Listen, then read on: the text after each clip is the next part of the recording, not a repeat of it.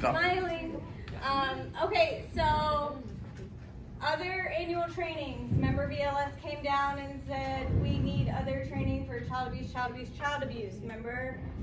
It was a 3-part series. This is the last one, okay? It's enhancing protective factors of children and families. I want you to take a second to think. When you think of a quality child care program, what does that look like to you? With no clouds.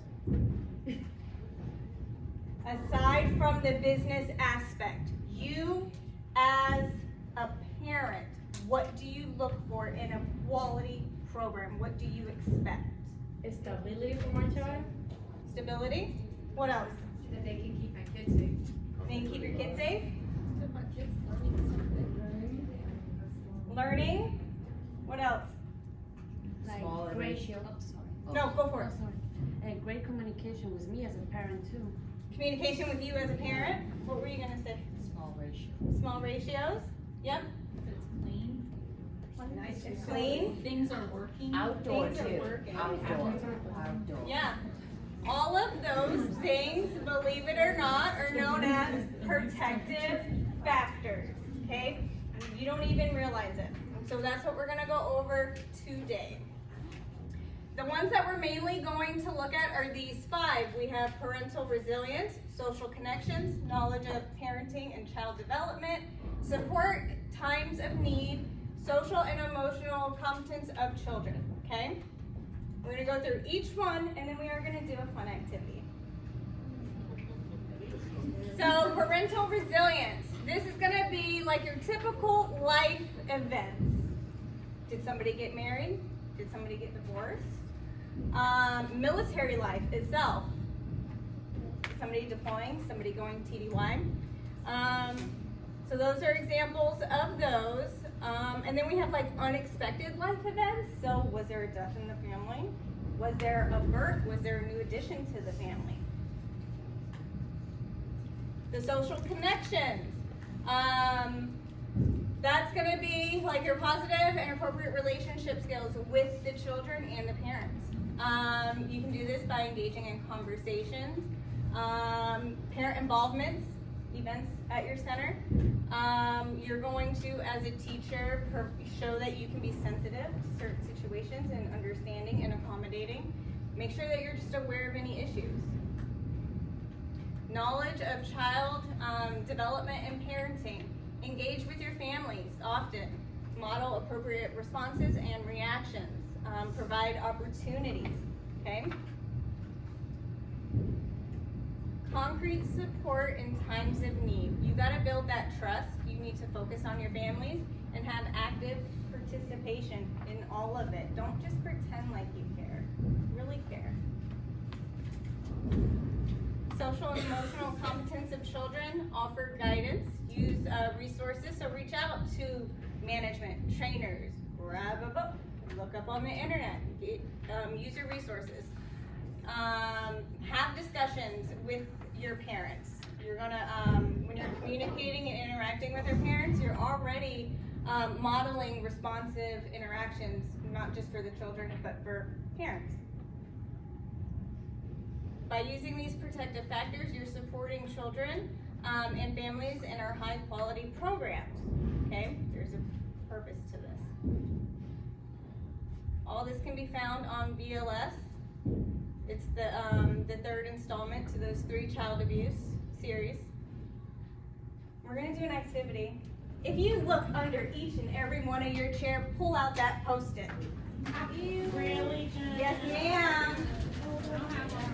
Really, that's hard. If you do not have one, then come see me right now. If you have Post-it number 1, I want you to meet at this table right here. If you have Post-it number 2, you're going to meet at this table right here. You got If you have Post-it number 3, you got you're going to meet at that table. Post-it number 4, this table. And then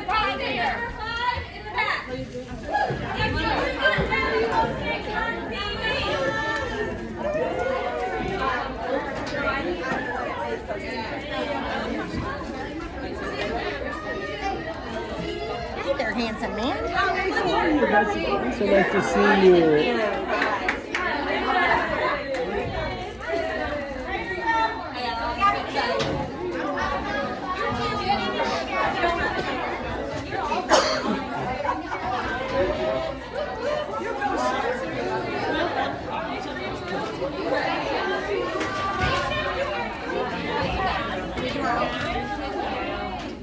Okay, where would you like your paper? On the wall or on the table?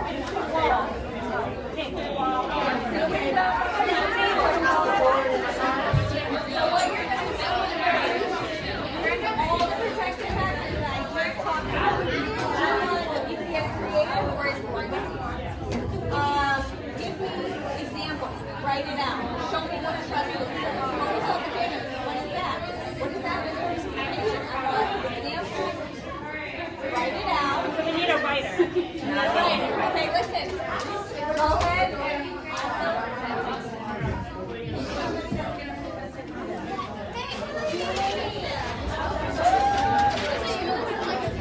Oh, you guys got your paper. Okay, Miss Ray, you don't have a number? I got you. There you go. Number 1 is all the way down there. Okay, so remember those this is it right here. What you're going to do is I want detailed, good examples of any of these. You want all of them or one, and then you're going to pick a guest speaker to get up and present in front of the whole class.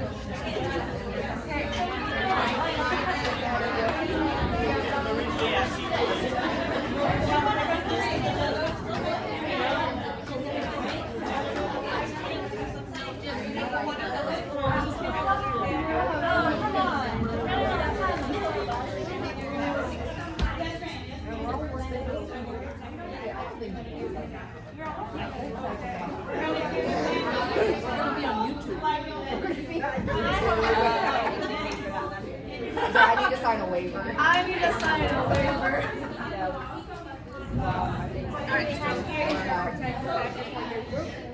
Social protection, you're going to give examples of that protective factor.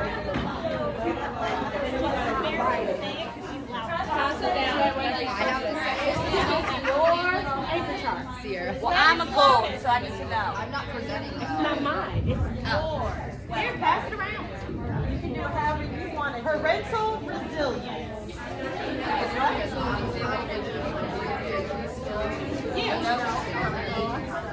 We need examples of how we keep our head on our shoulders in stressful situations.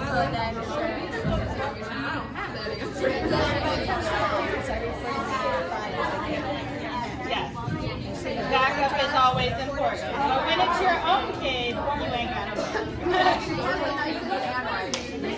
What I'm not presenting.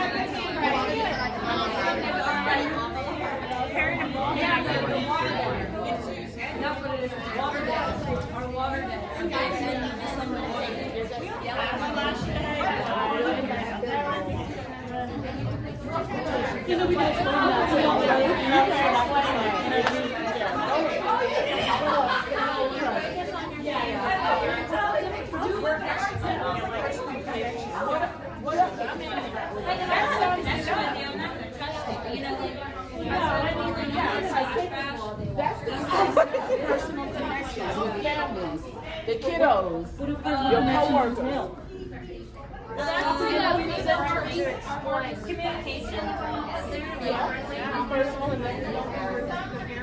Some sections do it, like pre-talks do it differently. Oh, yeah.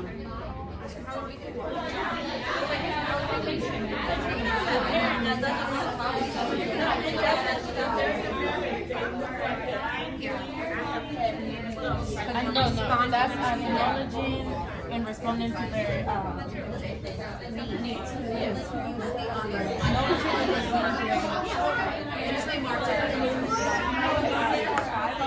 They want us to provide.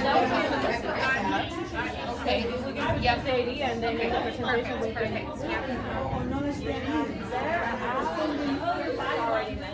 Just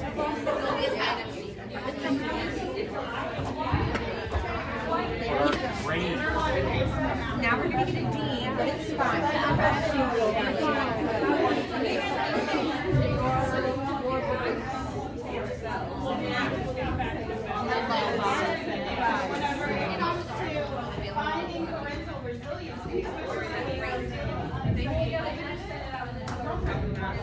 using ELS to navigate difficult topics?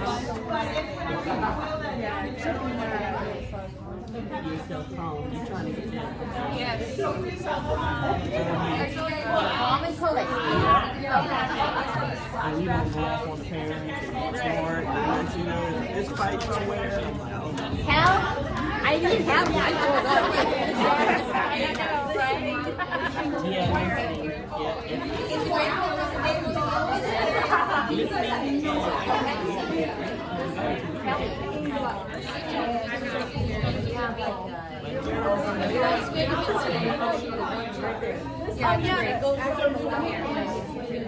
It doesn't go loud. That's not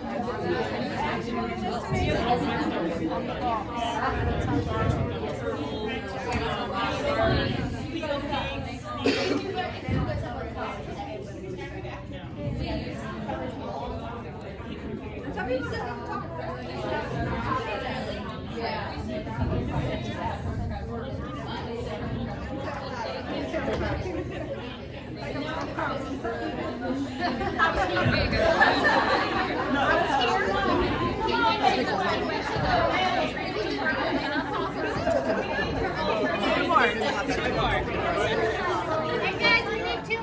Two more of what? Which other things do you gotta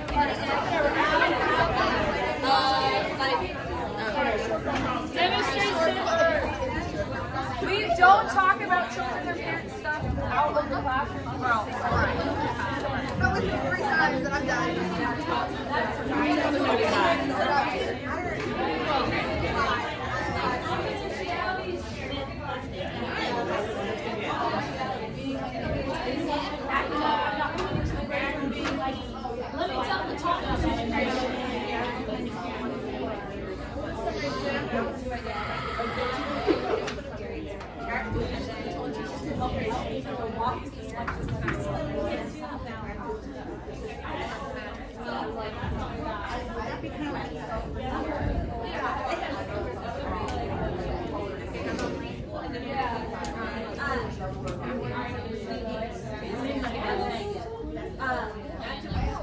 Give them ways to connect. Bonding with their child? Well, like, kind of like sometimes we like this. Oh my goodness, you guys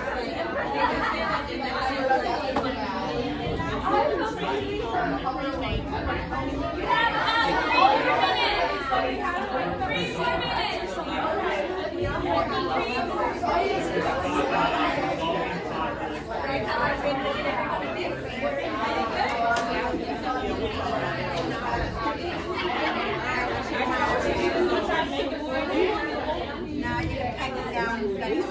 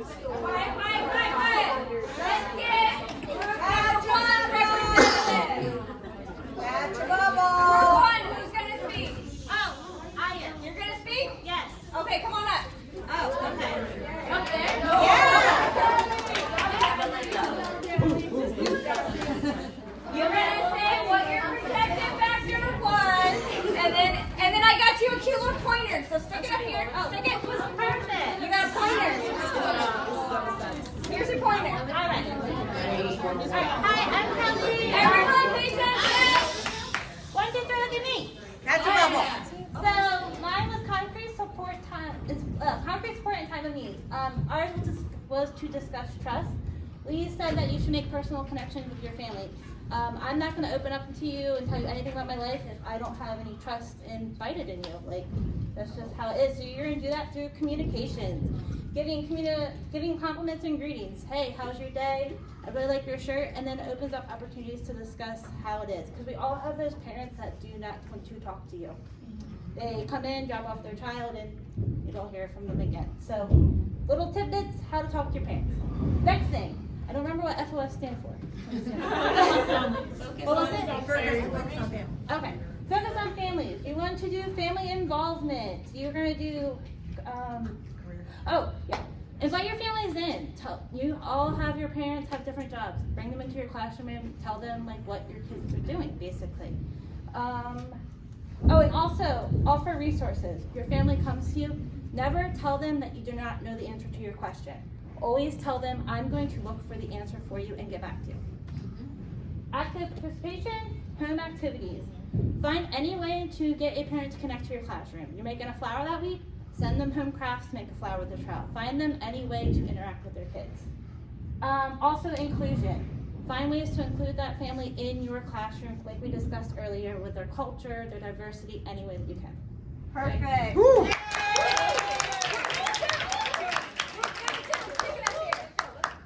You get the pointer.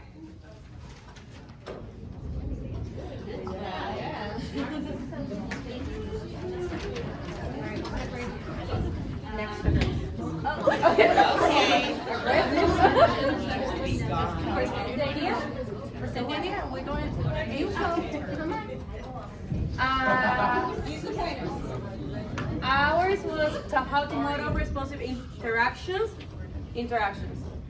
We divided this by age, so you can have an idea how to do this in different age groups. The first one was infants. We respond to their needs. When the baby's crying, we say, I hear you crying, I'm working with your bottle, I'm going to change your diapers. So we always communicate and acknowledge their feelings and what they need. In pre-tots, we model appropriate touches and we respect personal space. At that age, the kids don't know anything about personal space, so we say, oh, let's do high fives instead of a hug, because not everybody wants a hug, especially if they are too proud.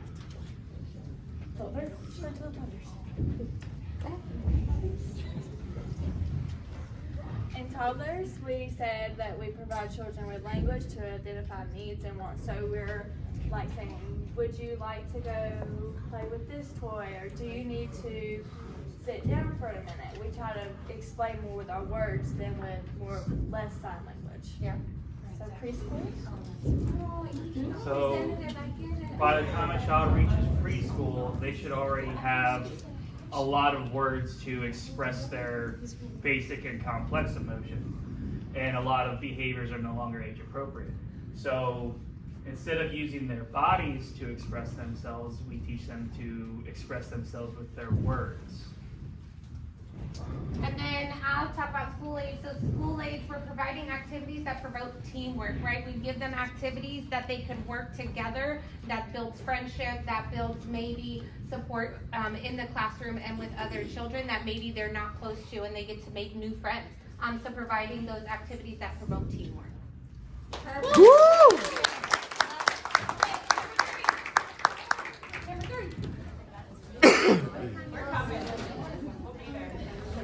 You're going to stick it right here. Stick it. I don't know who did that. I think did you draw something?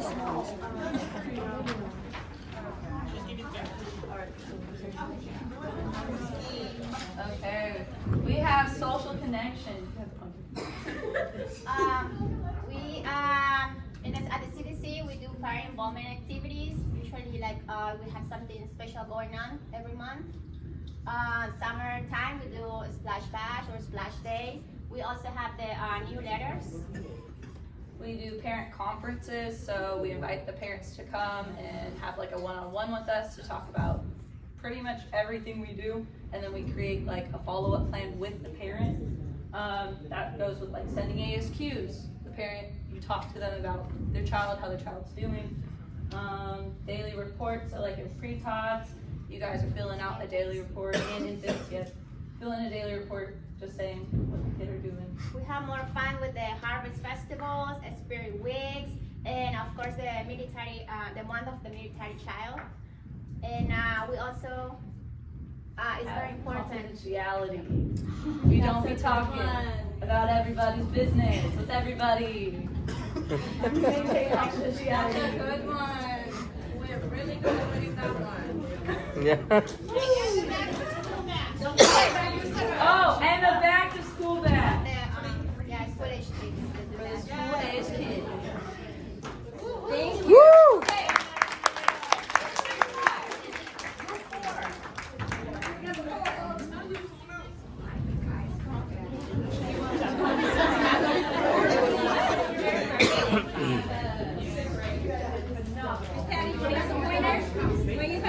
I use it all jockey. Alright, so we had,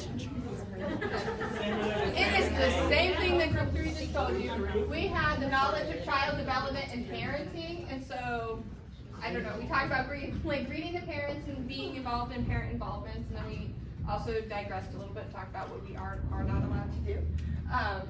Bulletin boards and our newsletters, and as well as our parent advisory board are like our biggest things to involve for parent involvement for both Youth Center and the CDC. You get to know your families and cultures. We talked a lot about how our welcome to our classroom, I don't know what like the Get to know you. yeah, like the get to know you pages that we have families fill out when they're coming into our classroom, so we can know, you know, what are your siblings' names, how many dogs you have, like what's your favorite color, favorite food. Always keeping it professional and being able to stay calm when the classroom is not a calm environment. As well as listening to the parents and what their concerns are for their child, not only when they're at home, but when they're in our care as well. Asking what they did on the weekend is a very quick way to get to know families on a more personal level, because you'll find out that some of them have really awesome weekends. And so always keeping things confidential, and not only for like having behaviors, but if something's going on in one of your students' life that you may know about, making sure that like only the direct care staff knows about that and not having the whole building know about it. And then parent-teacher conferences for connecting with families, as well as doing family picks and hosting family events like this, the one that we did in September when we did the summer lounge. So, there. Perfect. Good. Woo-hoo.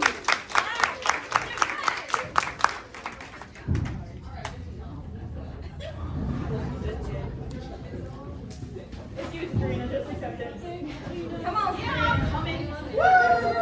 Alright, fair warning. Y'all remember that teacher I was telling you about? I was in her class because of English. Alright? And we dyslexic, so we can't write or spell worth a you-know-what. It's okay, Sabrina, I got you. And before I say anything, this is all my fault for it's disorganized, whatever, but y'all know who I am, so don't get that. Ours does not look this pretty. Let's see. Let's see.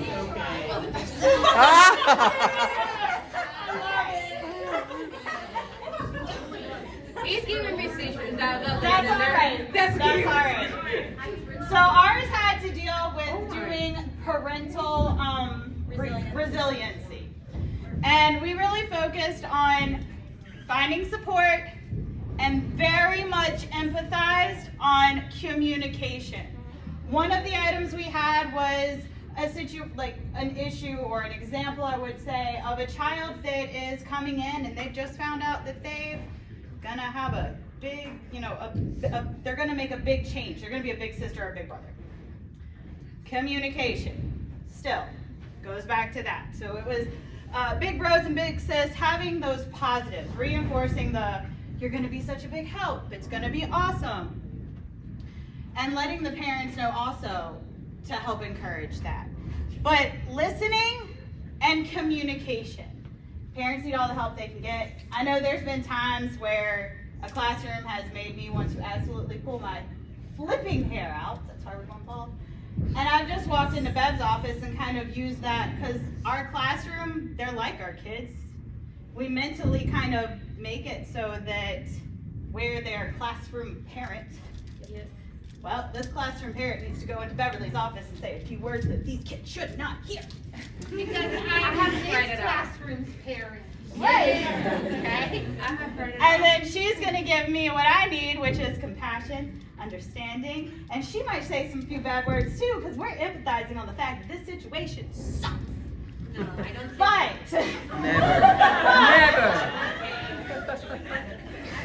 But but we all need to have that moment. Or these parents are also coming in and they're being like, this kid is making me want to pull my hair out. Okay? Do you want to talk about it? Maybe you just need to let all of it out. Let's talk about it. And you're going back to having compassion, empathy, and understanding. And as a parent, we also kind of get to that point where we're like, I don't know what to do. I'm sitting here, I'm in the dark. And we're like, well, what other resources would you have? We all have a phone. That's me, I'm 33. We all have some probable source of something to get a hold of somebody else. The most powerful words for a parent resource is saying, I need help. And whether you send it out to 6, 7 people, probably one of those people will get back to you. And if they don't, 9 chances out of 10, they're going to text 10 other people and be like, hey, so-and-so said they need help, who's rolling?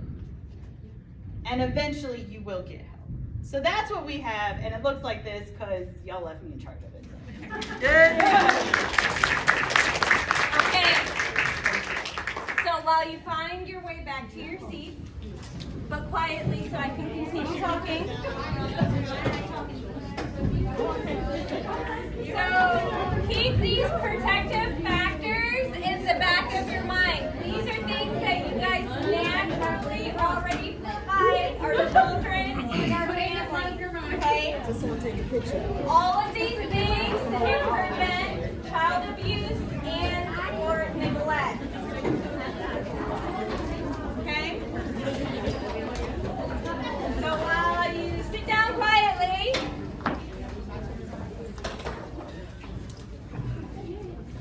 Dr. B, are they CDC staying here, youth center going out there? Okay, so right now I need CDC's, oh wait, I forgot something. Yes. So, we made awards for the bowling. I'm going to start from the back. Having the most gutter balls was Victoria.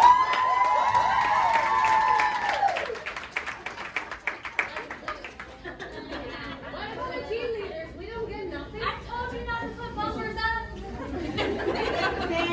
For having the most spares, Miss Maria.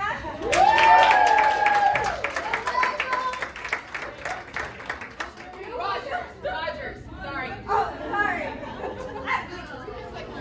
You thought you had a lot of spares. What about the cheerleaders? Okay, final one. I think it's a no-brainer. For having the most strikes was Miss Marilyn.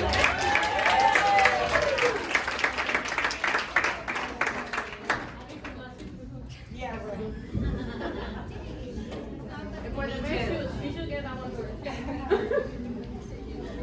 Thank you guys for those that did participate in the Unity Funds event. That was awesome. I love seeing it.